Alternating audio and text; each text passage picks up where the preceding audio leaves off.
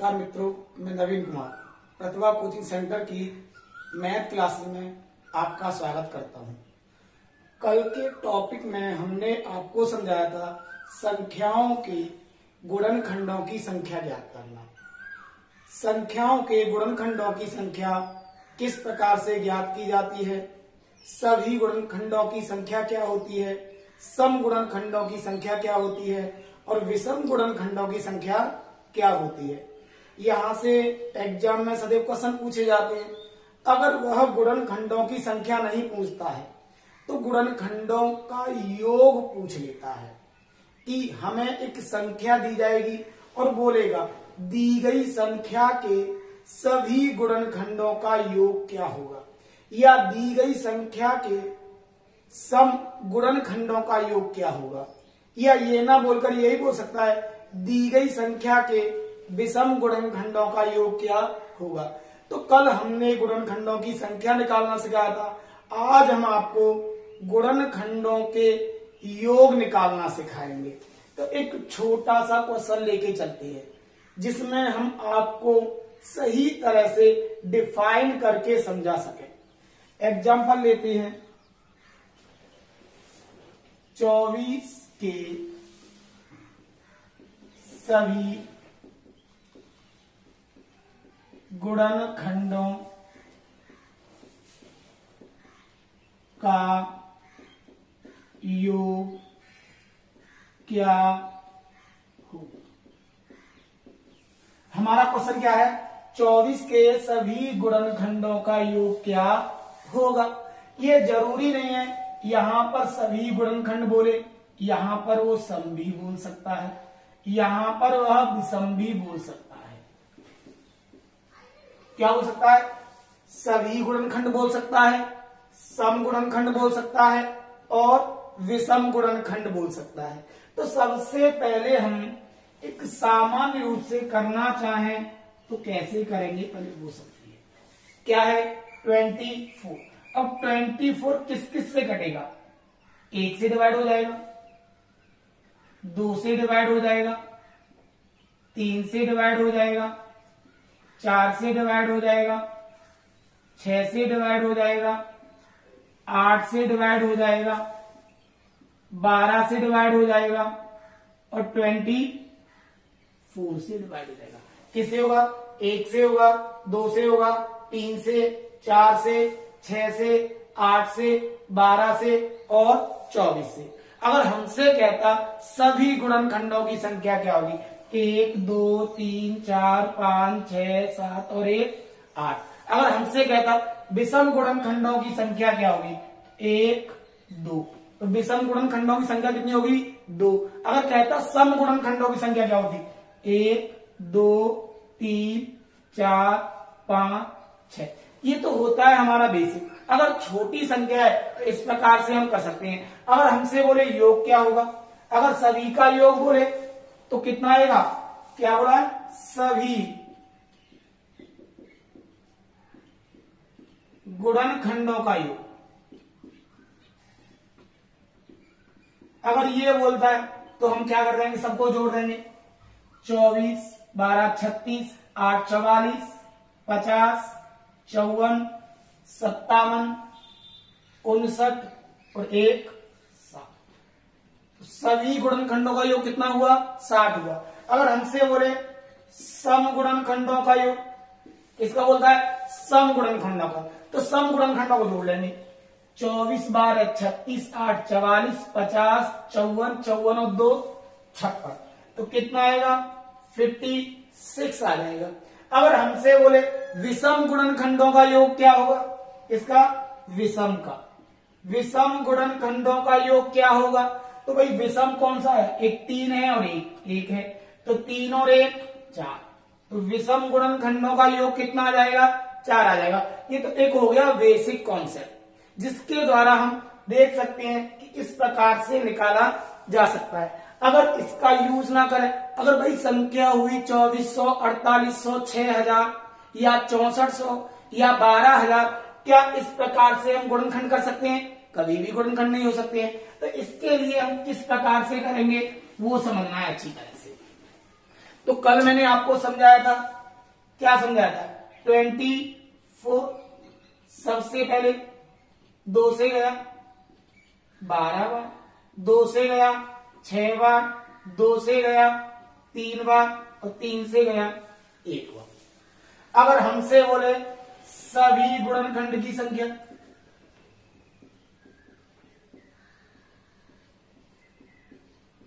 गुणनखंडों की संख्या, तो सीधा सीधा क्या कर दोगे, 1 2 3, और मैंने क्या बोला था, एक घात बढ़ जाती है, 3 और 1 4।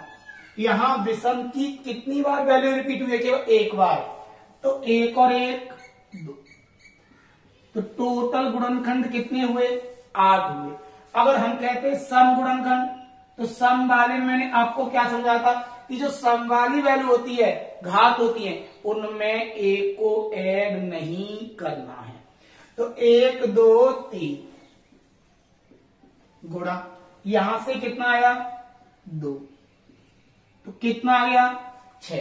अगर हम बोले विषम गुणनखंड, तो मैंने आपसे क्या बोला था, मैंने आपको समझाया सम वाले को छोड़ देते हैं और जो विषम वाले होते हैं उनमें 1 जोड़ देते हैं। अब यहां पर कितनी बार आया है, 1 बार, 1 और 1 2। यहां तक मैंने कल आपको समझाया। अब बात आती है योग की, तो योग के लिए हम 2 प्रकार से योग निकाल सकते हैं।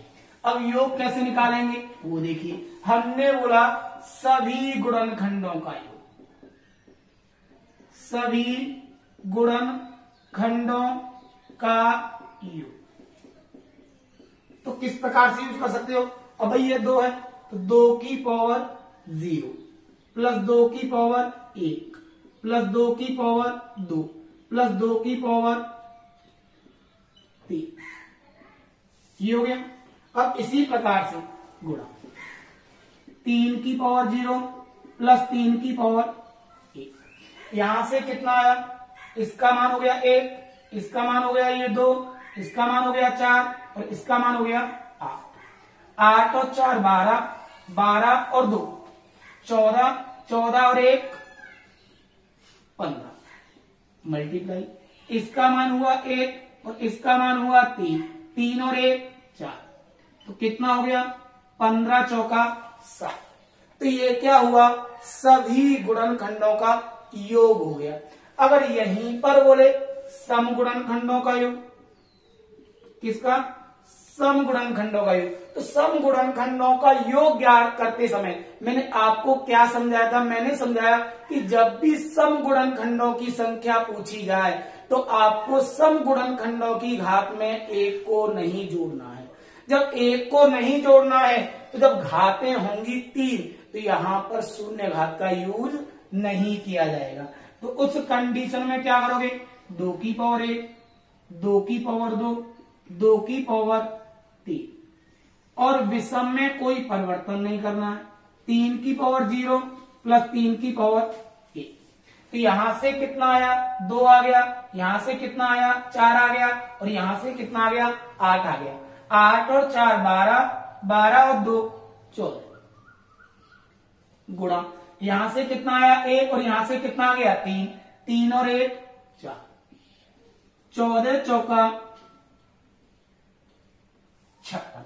ये क्या हो गए, सम गुणनखंडों का योग निकला। किसका निकला, सम गुणनखंडों का योग। अब पूछता है विषम गुणनखंडों का योग, विषम गुणनखंडों का योग,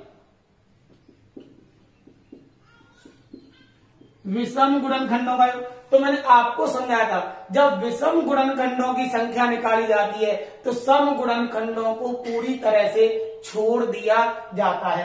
अगर योग निकालेंगे जब सम की घातों को छोड़ दिया गया है तो यूज किसका किया गया है, केवल विषम की घातों का यूज किया गया है। तो यहां से किसको उठा लेंगे, केवल विषम वाले को। तो 3 की पावर 0 प्लस 3 की पावर 1, तो यहां से आया 1, यहां से आया 3, 3 और 1 4। तो इस प्रकार से कितनी भी बड़ी संख्या क्यों ना आ जाए हम सभी गुणनखंडों का योग निकाल सकते हैं, सम गुणनखंडों का योग निकाल सकते हैं और विषम गुणनखंडों का योग निकाल सकते हैं। अगर इसका भी यूज नहीं करना चाहते हो कि भाई हमें इसका यूज नहीं करना, इसका यूज नहीं करना। तो ध्यान दो, किसका? सभी गुणनखंडों का योग।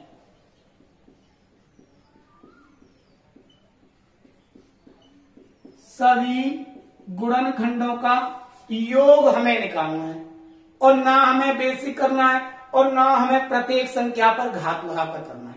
अब देखिए दो कितनी बार यूज हुआ है? 1 2 3, तो 2 की पावर 3 घात आई है। मैंने क्या बोला था? एक घात बढ़ा दी जाती है। कितना हो गया? 4 -1, और 2 में से 1 गया, 1 बचा, गुणा। अब 3 का प्रयोग कितनी बार हुआ है? 1 बार, तो 3 की पावर 2 -1, और 3 में से 1 गया, तो कितना बचा? 2 बचा। कितना बचा? 2 बचा। तो यहां से 2 की पावर 4 का मतलब हो गया 16। 16 में से 1 गया तो कितना आया? 15, गुणा 3 की पावर 2 का मतलब हो गया 9, और 9 में से 1 गया तो कितना बचा? 8, और 8 को 2 से भाग दे देंगे तो कितना आ जाएगा? 4। तो योग कितना आ गया? 15 चौका 60। तो कितना आया? 15 गुणा 4 बराबर 60। ये तो हो गया सभी गुणनखंडों का योग। यहीं से अगर हमसे पूछ ले सम गुणनखंडों का योग, सम गुणनखंडों का योग, तो इतना ध्यान रखना है बस कि जो सम वाली वैल्यू निकल के आई है, सम वाली वैल्यू कहां से निकल के आई है? यहां से। जो भी मान निकल के आया है, कितना निकल के आया है? 15। इसमें 1 कम कर देना, क्योंकि घात हमने कितनी जोड़ी थी? 1 जोड़ी थी। जब घात 1 जोड़ी थी और सम गुणनखंडों की संख्या जब निकाली जाती है तो घातों में 1 का एडिशन नहीं किया जाता है। जब 1 का एडिशन नहीं किया जाता है तो घात अनचेंज रहती है, यानी वही की जितनी बार रिपीटेशन हुआ है उतना ही लिया जाता है। तो जब हमने यहां पर घात 1 बढ़ाई थी तो यहां पर 1 मान कम कर देंगे। तो 15 में से 1 कम किया तो कितना हो गया? 14। और विषम में कोई चेंजिंग नहीं करनी है, तो विषम कितना आ गया? 4। तो 15 14 चौका 56, कितना आएगा? 56।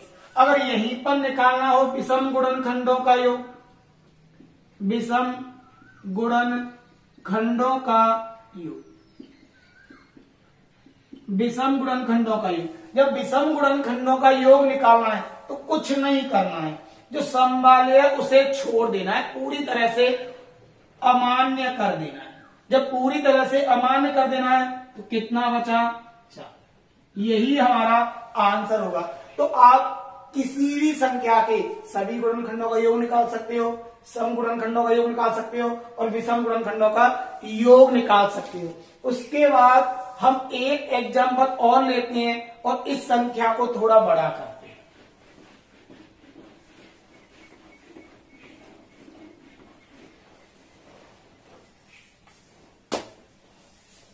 एग्जाम्पल 800 के सभी गुणनखंडों की संख्या क्या होगी? हमारा प्रश्न है 800 के सभी गुणनखंडों की संख्या क्या होगी। तो सबसे पहले हमने क्या लिखा? 800 लिखा। 2 से 400, 2 से 200, कितनी बार जाएगा? 100, 50, 2 से 25, 5 से 5 और 5 से 1 बार। तो हमें क्या करना है? सभी गुणनखंडों का योग निकालना है, सभी गुणनखंडों का योग निकालना है। तो 1 2 3 4 5, तो 2 की पावर 6। तो कितनी बार रिपीट हुआ है? 5 बार रिपीट हुआ है। तो कितना बढ़ा दोगे? 1 बढ़ा दोगे, -1। 2 में से 1 गया, 1 गुणा। अब 5 का अंक कितनी बार आया है? 5 का अंक आया है 2 बार, 1 और 1 2। तो 5 की पावर कितना हो जाएगा? 3, -1। 5 में से 1 गया तो कितना बचा? 4 बचा। अब बात आती है मल्टीप्लाई। 2 की पावर 6 यानी 2 दूनी 4 दूनी 8 दूनी 16 दूनी 32 दूनी 64। अब 64 में से 1 गया तो कितना बचा? 63 बचा गुणा। अब यहां से कितना आया? 5 की पावर 3 का मतलब हो गया 5 का क्यूब कितना होता है? 125 और 125 में से 1 गया तो कितना बचा? 124। भाई इसे हल करने पर कितना मिलेगा? 124 मिलेगा। और इस 124 को जब 4 से काटेंगे तो कितनी बार जाएगा? 31 बार जाएगा। कितनी बार जाएगा? 31 बार। अब यहां से 31 की गुणा कर देंगे 63 में। अब जो भी आएगा वही आपके अंकों का योग हुआ। 31 दिया कितने हुए? 93। हासिल को कितना आ गया? 3 आ गया। 31 गुणा 6 कितना होगा? 186। 186 में कितना जोड़ देंगे? 9 को ऐड कर देंगे तो कितना आएगा? 195। तो कितना आ गया? 1953। यही हमारा योग हो गया। अगर यहीं पर बोले समगुणनखंडों का योग,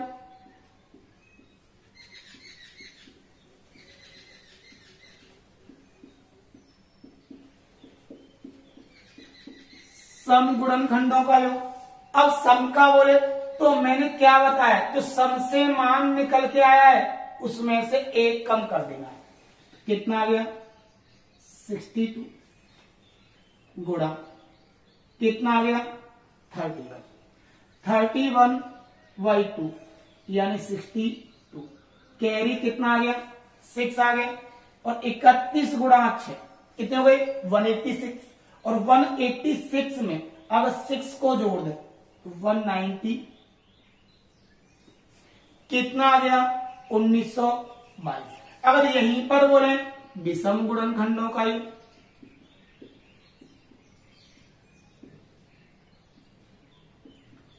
विषम गुणनखंडों का योग।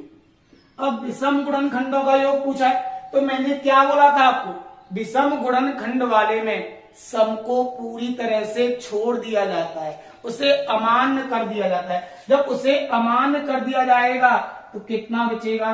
30। तो ये क्या हो गए? सभी गुणनखंडों का योग आ गया। ये क्या आ गया? सम गुणनखंडों का योग आ गया। ये क्या आ गया? विषम गुणनखंडों का आ गया। इस प्रकार से हम प्रत्येक संख्या के गुणनखंडों की संख्या निकाल सकते हैं, सम गुणनखंडों की संख्या निकाल सकते हैं, विषम गुणनखंडों की संख्या निकाल सकते हैं, सभी का योग निकाल सकते हैं, सम का योग निकाल सकते हैं और विषम का योग निकाल सकते हैं। नेक्स्ट टॉपिक आता है आपका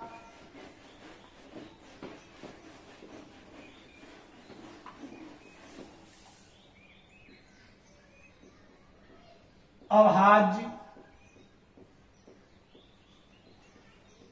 गुणनखंडों की संख्या।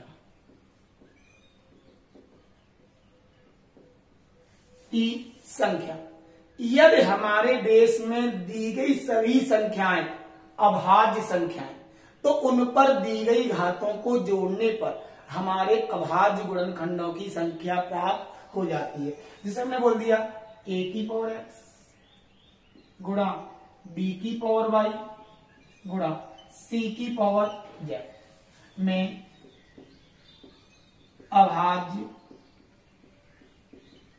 गुणनखंडों की संख्या, गुणनखंडों की संख्या। तो कुछ नहीं करना है, इन पर दी गई घातों को जोड़ देना है और जोड़कर जो भी प्राप्त होगा वही अभाज्य गुणनखंडों की संख्या होगी। तो क्या कर देंगे? x plus Y plus Z. यही क्या होगा? गुणनखंडों की संख्या होगी। कैसे गुणनखंडों की संख्या? अभाज्य गुणनखंडों की संख्या।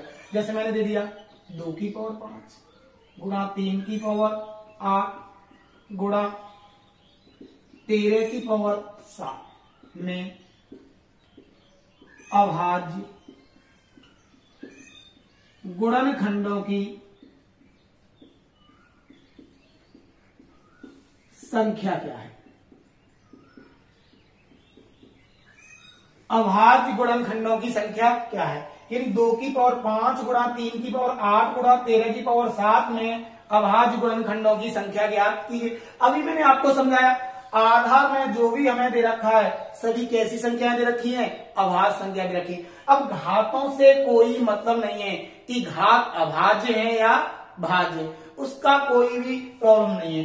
तो यहाँ क्या आया 5, यहाँ पर क्या है 8 और यहाँ पर क्या है 7, तो सबको जोड़ दो 5 + 8 + 7 और 8 15, 15 और 5 कितने हो जाएंगे 20।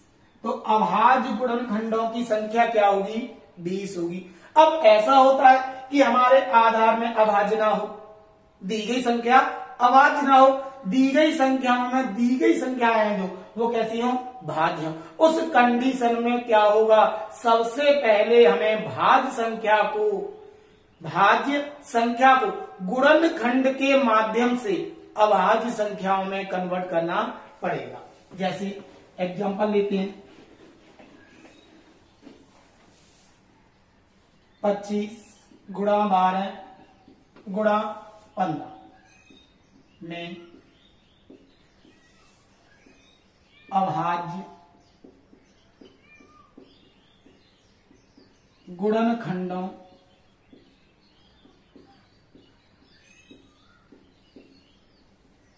की संख्या क्या है।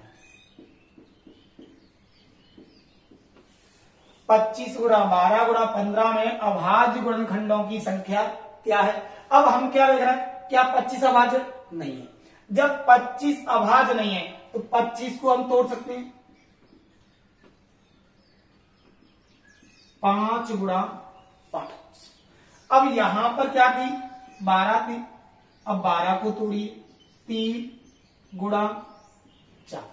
क्या 4 अभाज्य, अभी 4 अभाज्य नहीं है तो 4 को पुनः तोड़ दो 2 गुणा 2। उस कंडीशन में इस 4 का कोई महत्व नहीं है। गुणा हमारे पास क्या था 15 था, 15 को भाज्य में तोड़ दो 3 गुणा 5। अब हमारे पास जो भी गुणांक दे रखे हैं क्या वो सभी अभाज्य, अगर सभी अभाज्य हैं तो इनको काउंट कर लो 1 2 3 4 5 6 7, तो आंसर कितना हो गया 7। यही हमारा आंसर है, यही हमारा आंसर है भाई। कितना गया 5, 1 2 3 4 5 6 और 1 7। और क्वेश्चन देखते हैं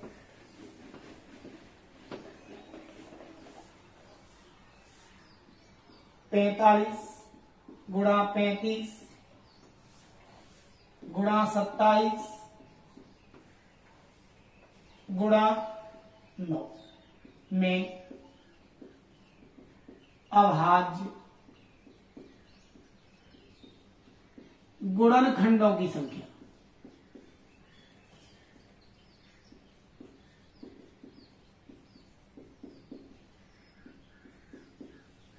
क्या बोला हमने 45 गुणा 35 गुणा 27 गुणा 9 में अभाज्य गुणनखंडों की संख्या ज्ञात कीजिए।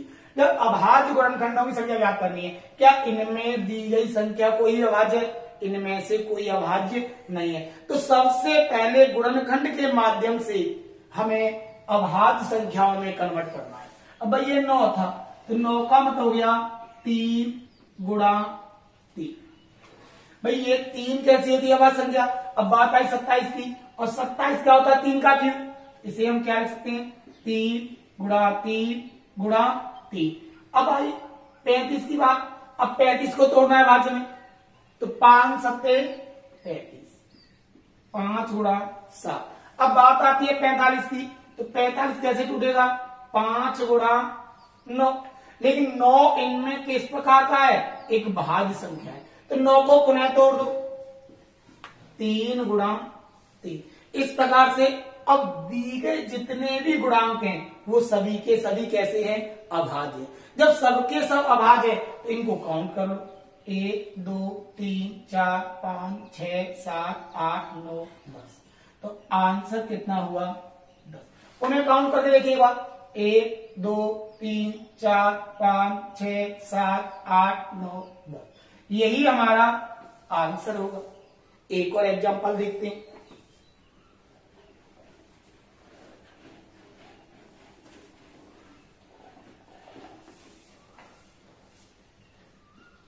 पंद्रह की पावर 25 गुणा 9 की पावर 12 गुणा 12 की पावर 6 में अभाज्य गुणनखंडों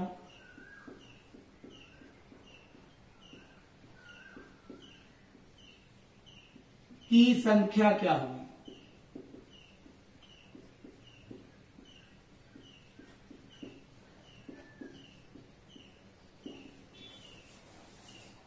पंद्रह की पावर 25 गुणा 9 की पावर 12 गुणा 12 की पावर 6 में अभाज्य गुणनखंडों की संख्या क्या होगी? क्या नीचे दी गए आधार सभी कैसे हैं? अभाज्य नहीं, न ये अभाज्य, न ये अभाज्य, न ये अभाज्य। हमें घातों से तो कोई भी मतलब नहीं होता है, हमें मतलब होता है केवल आधार से।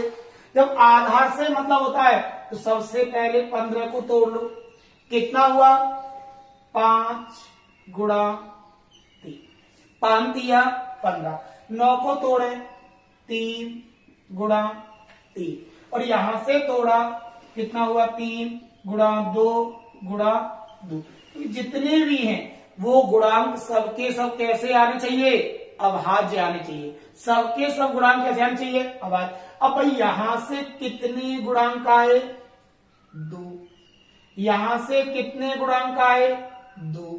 और यहां से कितने गुणांक आए? 3। भाई यहां से 2 गुणांक, यहां से 2 गुणांक, और यहां से कितने गुणांक हो गए? 3 गुणांक हो गए। तो भाई यहां घात कितनी थी? 25। 25 दूनी 50। यहां से कितने गुणांक है? 2। तो 12 दूनी 24। यहां से कितने गुणांक है? 3। तो 6 तिया 18। इन सबको ऐड कर दो। अब इनको ऐड करते हैं तो कितना हो जाएगा? 18 ये और 24 ये, तो 18 और 24 कितने हो गए? 42 हो गए, 42 हो गए। 42 और 50 ये आ गए। 42 और 50 कितने हो जाएंगे? 92 हो जाएंगे। इस प्रकार से हम दी गई संख्याओं में से कैसे अभाज्य गुणनखंडों की संख्या ज्ञात कर सकते हैं? अभाज्य गुणनखंडों की संख्या ज्ञात कर सकते हैं। उसके बाद आती है बात, एग्जाम्पल और देखिए। बाद आता है, अभी मैंने आपको समझाया था कि किस प्रकार से अभाज्य गुणनखंडों की संख्या निकालते हैं। इसके बाद जो हमारा टॉपिक आता है वो आता है विभाजित होने का नियम। क्या होता है? विभाजित होने का नियम। नंबर 1, 2 से विभाजित होने का नियम। हमेशा ध्यान रखें, विभाजित होने के नियमों में से कभी एग्जाम में क्वेश्चन पुटअप नहीं किया जाता है।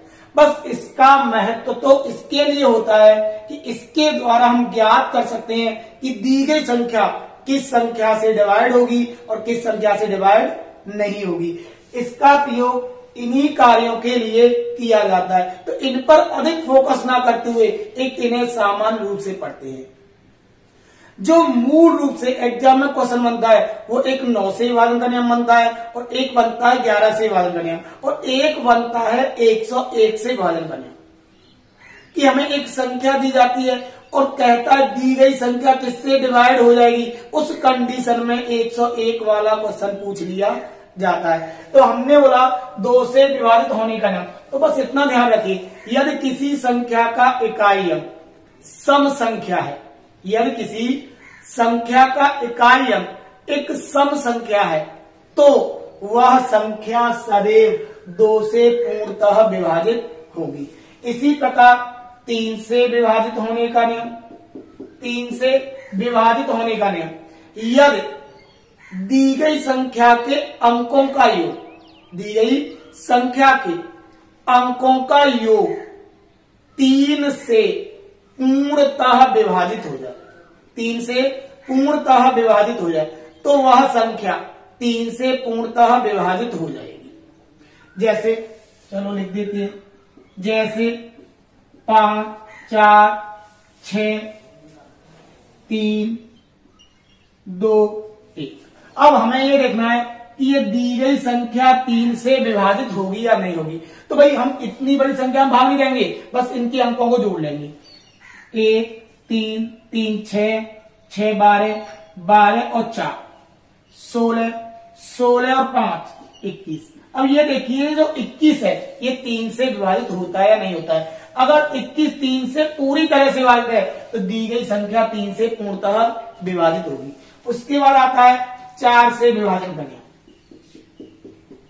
4 से विभाजित होने का नियम। अब 4 से विभाजित होने का नियम क्या है, ध्यान रखें, अगर जो संख्या हमें दी रखी है उस संख्या के अंतिम 2 अंक, अंतिम 2 अंक यानी इकाई और दहाई अंक से बनी हुई संख्या यदि 4 से पूर्णतः विभाजित होगी तो वह संपूर्ण संख्या 4 से पूर्णतः विभाजित हो जाएगी। जैसे 8, 9, 5, 4, 1, 2। तो हमें इतना देखना है, अगर ये संख्या 4 से कटती है, ये संख्या 4 से कटती है तो दी गई संख्या 4 से विभाजित होगी, अन्यथा 4 से विभाजित नहीं होगी। अब ये देखो क्या 4 से 12 पूरी तरह से विभाजित है, डिवाइड हो रहा है, इसका मतलब ये जो दी गई संख्या है ये 4 से विभाजित होगी। उसके बाद आता है 5 से विभाजित होने का नियम, होने का नियम, 5 से विभाजित होने का नियम। 5 से विभाजित होने के नियम में क्या है, यदि दी गई संख्या का इकाई अंक या तो 0 हो या हो 5, या तो 0 हो या 5 हो तो दी गई संख्या 5 से पूर्णतः विभाजित हो जाएगी। जैसे 5, 8, 6, 7, 2, 5। इस 5 के स्थान पर या तो भाई 5 आ जाए या क्या आ जाए, 0 आ जाए। इन दोनों में से कोई भी इकाई स्थान पर मिलता है तो संख्या 5 से विभाजित होगी, अन्यथा नहीं होगी। उसके बाद आता है 6 से विभाजित होने का नियम, 6 से विभाजित होने का नियम। तो इतना ध्यान रखें कि भाई 6 है ये किस के गुणांकों से मिलकर बना है, तो 2 और 3, क्योंकि 2 3 6। तो इसका मतलब है जो संख्या 2 और 3 दोनों से विभाजित होगी, 2 और 3 दोनों से विभाजित होगी, वह संख्या किससे विभाजित हो जाएगी, 6 से विभाजित हो जाएगी। वह संख्या 6 से विभाजित हो जाएगी। जैसे मैंने बोल दिया 8, 1, 5, 4, 4, 5, 1, 2। अब ये देखते हैं कि दी गई संख्या 6 से विभाजित होगी या नहीं होगी। तो भाई ये अंत में क्या है, समय। अगर अंत में समय है तो 2 से विभाजित होगी, 2 से विभाजित होगी। अब देखते हैं 3 से विभाजित होने का नियम कितना आ गया, 2 और 1 3, 3 और 5 8, 8 और 4 12, 12 और 4 16, 16 5 21, 21 और 1 22, 22 और 8 20, 30। क्या 30 3 से डिवाइड हो रहा है? अगर 30 3 से डिवाइड हो रहा है तो दी गई संख्या 6 से पूर्णतः विभाजित हो जाएगी। उसके बाद आता है 7 से विभाजन का नियम। अगर 7 से विभाजन का नियम देखोगे तो बहुत लेंथी बढ़ता है, इससे बेटर होगा कि उसे आप 7 से काट कर देख ले। 7 से काटना सिंपल होता है, विभाजन के नियम से करना थोड़ा हार्ड होता है, इसलिए उसके बाद जो रहेंगे वो 8 से विभाजन का नियम, 8 से विभाजित होने का नियम।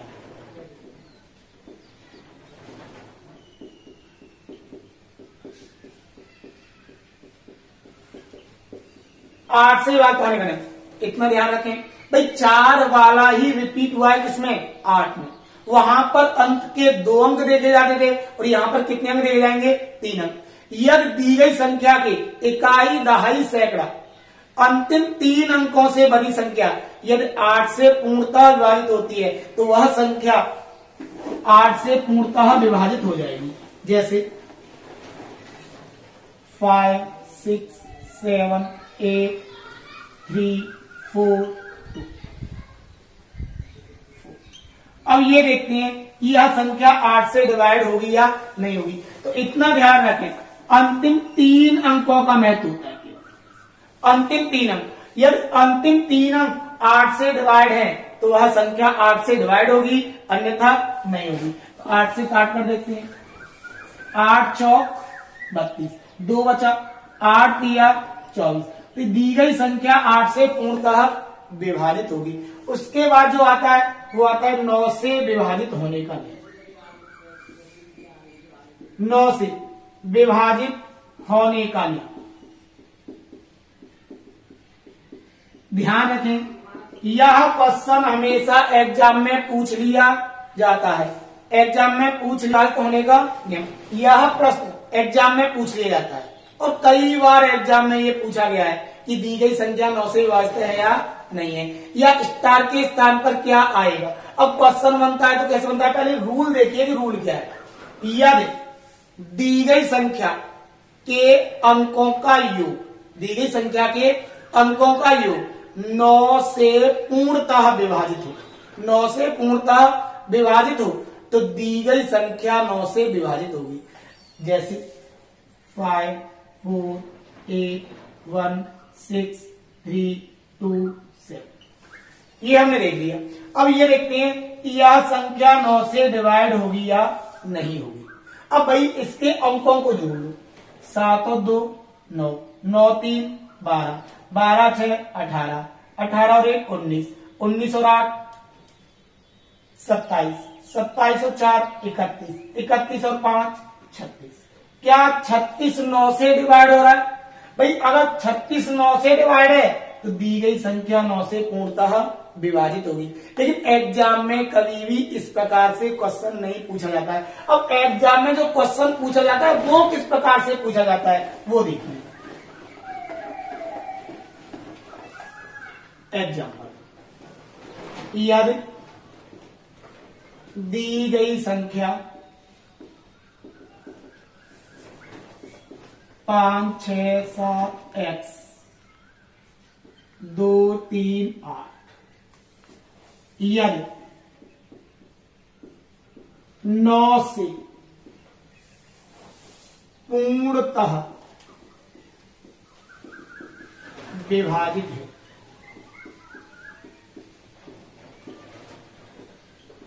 तो x का मान क्या होगा? यही है भाई। तो सबसे पहले हमारे पास ये संख्या है, क्या करा, दी गई संख्या ये यदि 9 से पूर्णतः विभाजित है तो x का मान क्या होगा। तो सबसे पहले इनके अंकों को ऐड कर लो, 8 और 3 11, 11 और 2 13, 13 और 5 20, 20 और 6 26, 26 और 5 कितना हुआ 31।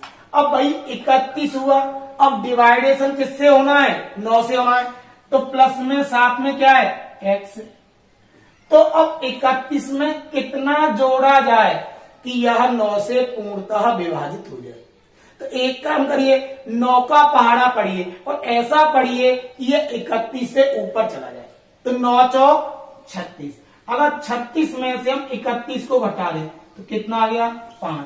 तो x का मान क्या आ जाएगा 5। x का मान क्या आएगा 5। इस प्रकार से दिए हुए सवालों को हम आसानी के साथ कर सकते हैं। उसके बाद आता है 11 से विभाजन करना।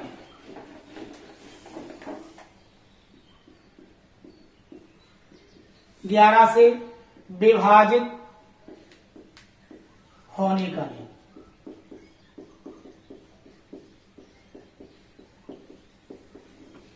ग्यारह से विभाजित होने के नियम को थोड़ा ध्यान पूर्वक पढ़ें।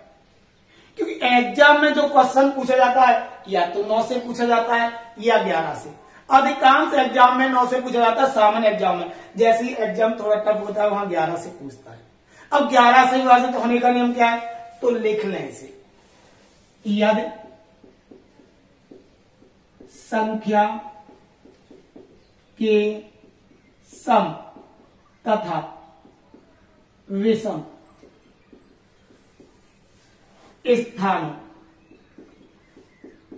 पर आने वाले अंकों के योग का अंतर 0 या 11 से विभाजित होने वाली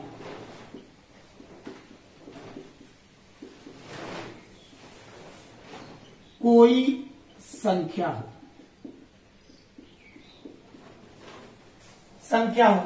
तो दी गई संख्या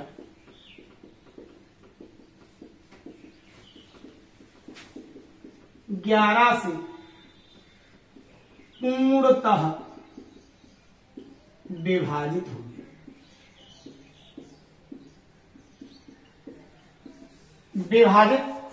जो एक सामान्य एग्जाम्पल से आसानी के साथ समझ में आ सकता है। जैसे मैं लिख दिया 5 3 6 6 3 5, ये लिख दिया। अब भाई क्या करना है, इस प्रकार से लिखिए, एक अंक छोड़कर एक अंक ऊपर ऐड कर देना, जो बचे हुए उन्हें नीचे ऐड कर देना। अब यहां से कितना आया, 5 और 6 11, 11 और 3 14। यहां से कितना आया, 5 और 6 11, 11 और 3 14। अब इनका अंतर देखना है, या तो अंतर आना चाहिए 0। अब 14 में से 14 गया तो कितना बचा, 0। या फिर अंतर आना चाहिए 11 22 33, यानी ऐसा अंतर आना चाहिए जो 11 से पूर्णतः विभाजित हो जाए। अगर इस प्रकार से अंतर आता है तो दी गई संख्या किससे विभाजित होगी, 11 से विभाजित होगी। लेकिन ये नहीं पूछता है कि दी गई संख्या 11 से विभाजित होगी या नहीं होगी।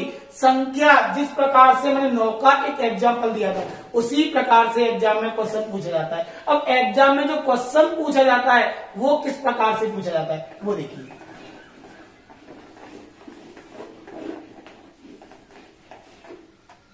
एग्जाम्पल, दी गई संख्या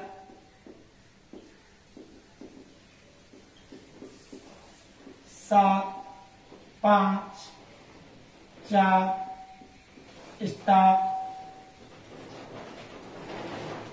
6 7, यदि 11 से पूर्णतः विभाजित है तो स्टार के स्थान पर क्या आएगा,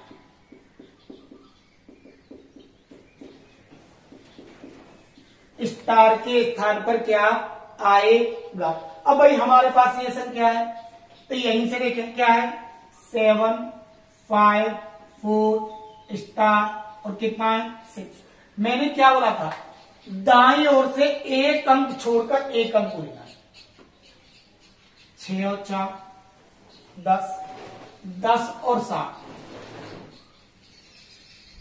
कितने हुए, सॉरी एक संख्या और बची है, कितना है 7। अब दाईं ओर से लेना है, कितना हुआ 7, 6 बीच में छोड़ा स्टार आ गया, फिर कितना आएगा 5, कितना आ गया 7 और 5 12, प्लस का क्या हुआ स्टार हो गया। यहां से कितना आया, इनको जोड़ लो, 6 और 4 10, 10 और 7 कितने हुए 17। अब भाई अंतर हमें कितना लाना है, 0 का लाना है। अंतर कितने का लाना है? 0 का लाना है। नीचे कितना है? 17 और ऊपर कितना है? 12 प्लस स्टार। अब 12 में कितना जोड़ दें कि ये 17 बन जाए? 12 में कितना ऐड करें कि ये 17 बन जाए? तो 12 में कितना जोड़ दें? 5 जोड़ दें। यहां भी 17 है, ऊपर भी 17 है, तो हमारा आंसर कितना हो जाएगा? 5। तो स्टार के स्थान पर कितना आएगा? 5 आएगा। अगर ऐसा होता है कि हमारी जुड़ने वाली संख्या 11 या 11 से बड़ी निकल के आती है, तो वहां पर तो 2 अंक जोड़े जा रहे हैं। इस कंडीशन में हमें, अगर जैसे मेरा यहां पर 5 आया और 5 की जगह अगर यहां पर हमारा 15 आता, तो 15 में से कितना घटा देते? 11 को घटा देते, तो आंसर कितना आ जाता? 4 आता, जो मैं नेक्स्ट एग्जाम्पल में समझाऊंगा। एक और एग्जाम्पल देखिए। दी गई संख्या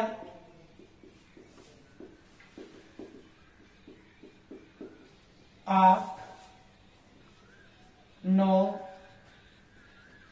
9 स्टार 7, 2, 5 11 से विभाजित है। 11 से विभाजित है, तो स्टार के स्थान पर क्या आएगा? स्टार के स्थान पर क्या आएगा? तो यहां से देखिए,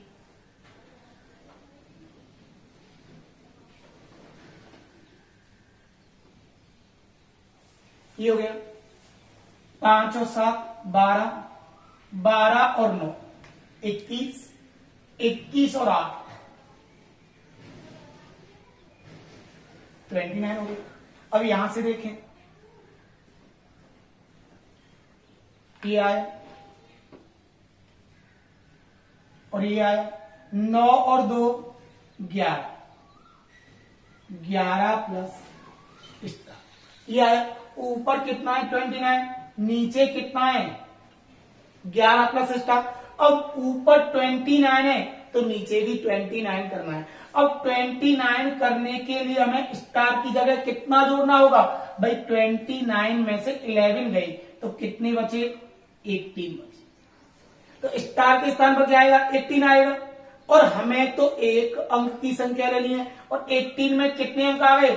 1 और 1 2 अंक आ गए। इस कंडीशन में क्या 18 आंसर आ सकता है? कभी नहीं आ सकता है। तो इस कंडीशन में हमें करना क्या है? अब विभाजित हमें किससे करना था? 11 से करना था। तो आपको इसमें से 11 को क्या कर देना है? माइनस कर देना है। अगर 18 में से 11 जाएंगे तो कितने बचेंगे? 7 बचेंगे। तो हमारा आंसर क्या होगा? 7 होगा। यही हमारा आंसर होगा। जो नेक्स्ट आएगा वो आएगा आपका 101 से विभाजन करें, जो कई एग्जाम में पूछ लिया गया है, जो मैं आपको कल नेक्स्ट वीडियो में समझाऊंगा। सी यू अगेन।